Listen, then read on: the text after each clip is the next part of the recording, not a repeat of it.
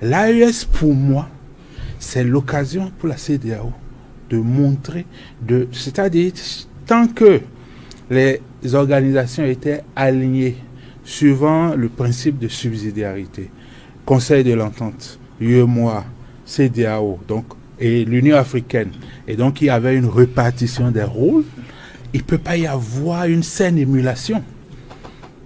Parce que c'est les mêmes chefs d'État du Conseil de l'Entente qui se retrouvent au niveau de l'UEMOA, c'est eux qui se retrouvent encore plus élargis au niveau de la CEDEAO, c'est eux qui se retrouvent à l'échelle du continent au niveau de l'Union africaine. Mais voilà que dans notre espace, il y a l'AES maintenant. Donc il faut que la CEDEAO perçoive la création de l'AES comme une motivation supplémentaire pour corriger le tir, parce que vous ne pouvez pas être une organisation sous-régionale et ne pas aller vers les opinions publiques, parce que ce qui n'est pas le cas.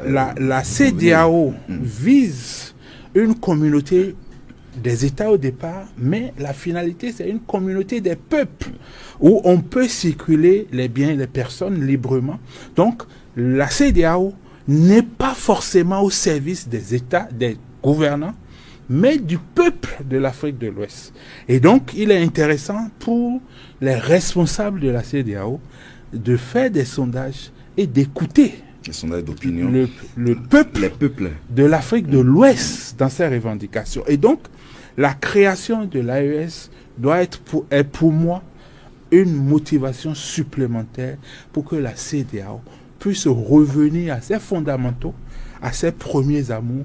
J'ai suivi le chef de l'État du Niger, le général Tchiani, qui est revenu aux objectifs de création de la CEDEAO. Mais par rapport à la question de tout à l'heure, moi je voudrais dire au chef d'État de l'AES qu'en diplomatie, on ne cherche pas à humilier un partenaire.